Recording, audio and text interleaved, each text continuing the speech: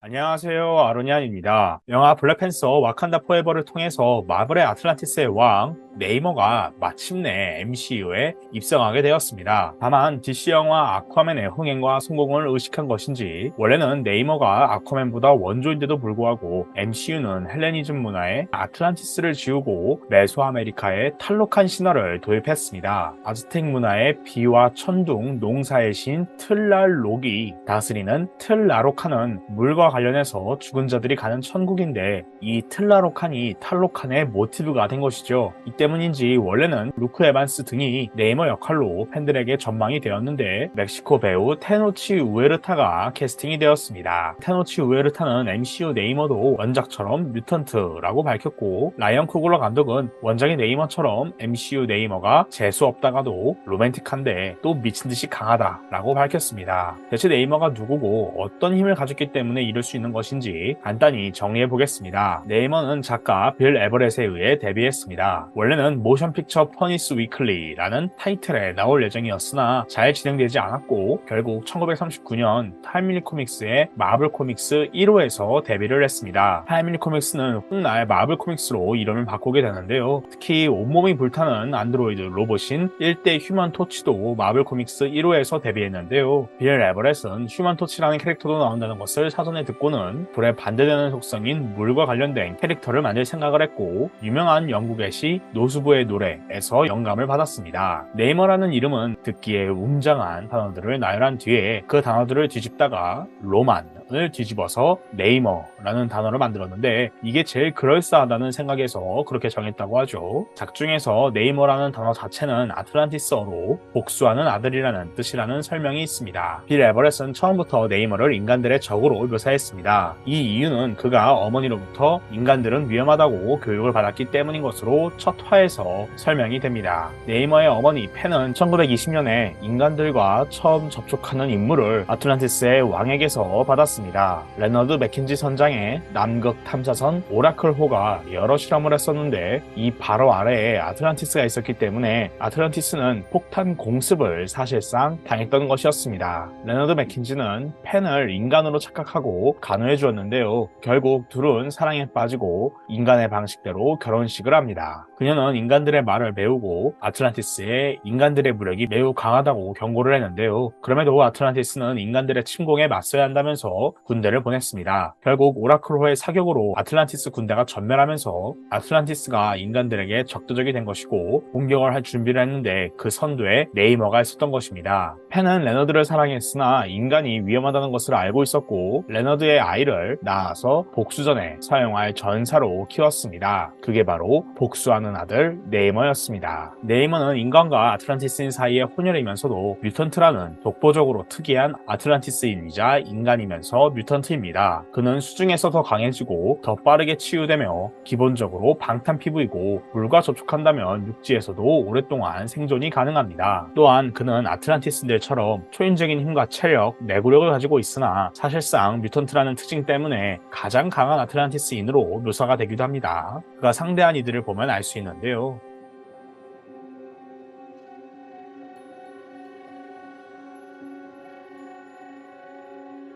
또한 그는 수중에서나 육지에서나 초인적인 속도로 움직일 수 있고 초인적인 반사신경과 민첩성으로 싸웁니다. 당연히 그는 원조 아쿠아맨답게 수중에서 호흡이 가능하고 물을 조종하는 능력, 물고기를 조종할 수 있습니다. 여기에 아틀란티스의 왕으로서 막대한 재산과 군사력도 보유하고 있죠. 또한 그의 감각은 매우 강화되어서 어두운 심해에서도 멀쩡히 볼 수 있고 1마일 아래의 해안가에서 특정한 모래를 찾을 수 있을 정도로 정확한 시각을 가졌습니다. 또한 수중에서 수의 심장 박동을 듣거나 대양의 절반 정도의 멀리 있는 곳에 물고기 무리의 방향을 알 수 있을 정도로 청력이 좋습니다. 한때는 외부에서 받은 에너지를 전기뱀 자원처럼 사용해서 상대에게 발사하는 능력과 피부에서 알아서 물이 나와서 몸에 불이 붙으면 알아서 소화하는 능력을 갖고 있었습니다. 가장 특이한 점은 그의 양 발목에 달린 날개인데 이 날개는 일종의 흔적 기관으로 그의 비행을 가능하게 해줍니다. 이 비행의 속력은 웬만한 전투기보다 빠른 것이어서 날개는 그냥 퀵스타터 부스터나 부스터가 아니냐는 평을 받기도 하지만 막상 또 날개가 부상을 당하면 비행을 하지 못하게 되기 때문에 날개는 꽤 중요한 것으로 보입니다. 다만 이 날개는 복구될 때까지 꽤 시간이 걸리기 때문에 네이머의 약점이라면 약점이라고 할 수 있습니다. 또한 네이머는 바다나 물에 너무 오래 있을 경우에 산소 불균형을 갖게 되는데 이 경우에 좀 더 쉽게 약해진다는 약점이 있습니다. 네이머는 인간들을 다양한 곳에서 다양하게 공격했는데 오히려 네이머의 이런 악당 안티히어로적인 면모는 데뷔 초부터 큰 인기를 끌었습니다. 결국 타임리 코믹스는 당대 두 인기 캐릭터들의 대결 네이머 대 휴먼 토치를 진행했는데 이는 마블 코믹스 최초의 팀업이었습니다. 여기에 자극을 받은 DC가 팀업 개념을 더 발달시켜서 아예 최초의 히어로팀 저스티스 소사이어티를 만들게 된 것이죠. 그러나 1941년 3월 캡틴 아메리카의 데뷔에 발맞춰서 타임리 코믹스는 네이머도 나치의 잠수함을 때려 부수는 히어로로 바꾸고 그 이후로 히틀러가 아틀란티스를 침공했다고 설명합니다. 그리하여 캡틴과 1대 휴먼 토치 네이머가 한대 힘을 합친 연합국 히어로팀 올 위너스 스쿼드가 결성이 됩니다. 이 팀은 훗날 인베이더스로 활동하게 됩니다.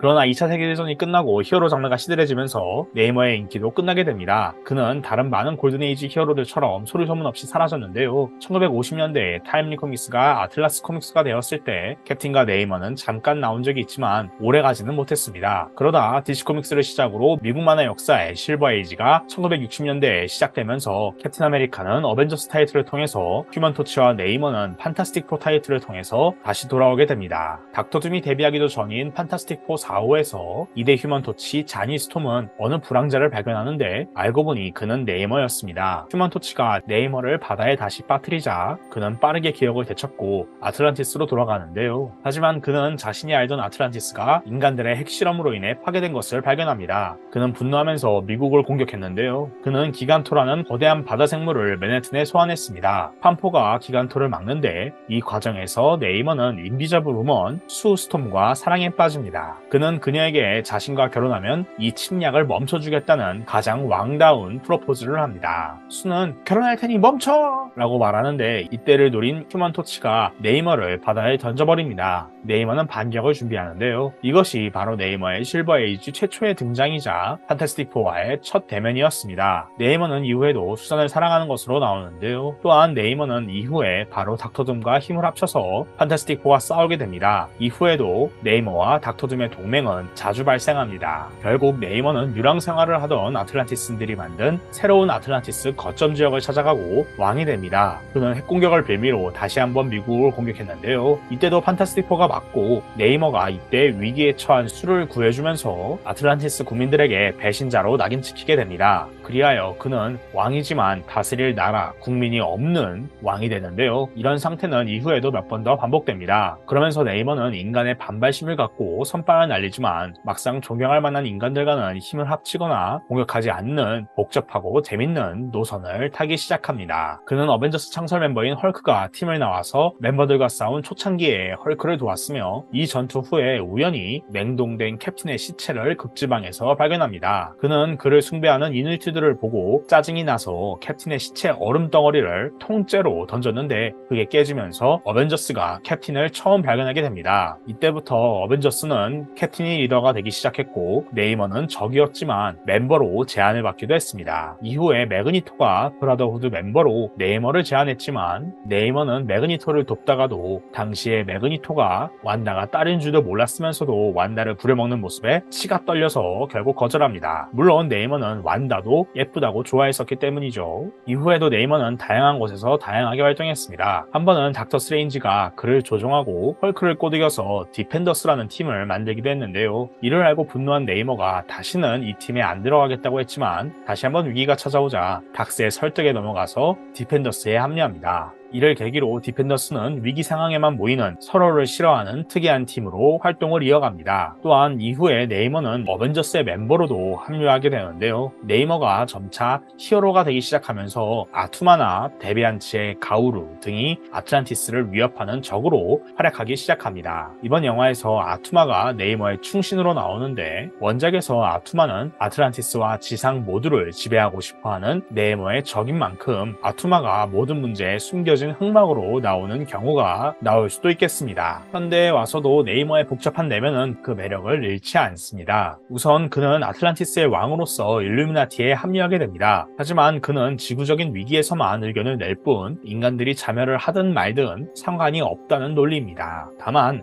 의리도 있는데요. 일례로 찰스 자비에가 없는 상황에 헐크를 추방하자는 의견이 나오자 5명 중에 유일하게 반대한 이가 바로 네이머였습니다. 천재라는 놈들이 헐크를 치료할 생각은 못하냐? 라는 식으로 다른 멤버들을 비난했고 아이언맨과는 심지어 직접 싸웠는데요. 이때 맨손으로 아이언맨의 헬멧을 뜯어버리는 장면이 제법 인상적입니다. 결국 닥스가 둘의 싸움을 말했는데 네이머는 헐크가 분명히 돌아올 거다 라고 경고하면서 이들과 헤어집니다. 그리고 결국 그의 경고는 사실이 되었죠. 토니가 11호가 일어나기 전에 초인 등록 법안을 일루미나티에 소개하면서 분열을 막으려고 했을 때에도 네이머는 아틀란티스 문제가 아니라면서 의견을 내지 않았습니다. 여기에 닥스와 블랙볼트가 반대하면서 일루미나티는 해체되는데요. 하지만 네이머는 결과적으로 11호에서 중요하게 참전했습니다. 그의 사촌 나모리타가 11호의 시발점인 스탠포드 참사에서 자폭 능력의 악당 나이트로에게 사망했기 때문입니다. 네이머는 아틀란티스의 특수부대를 이용해서 나이트로를 찾아서 복수한 뒤에 결국 캡틴의 반대파를 도와서 군대를 이끌고 아이언맨의 찬성파를 공격했습니다. 네이머의 정치력은 엄청난데요. 이 11호 당시의 혼란을 틈타서 아틀란티스에 반란이 일어나는데 바로 존재를 몰랐던 그의 숨겨진 친아들 카마르였습니다. 카마르는 미국의 테러를 몇 번이고 가해서 미국이 아틀란티스를 침공하게 만들고 그 사이에 왕위를 찬탈하려고 했습니다. 네이머가 이를 막지만 이미 미국은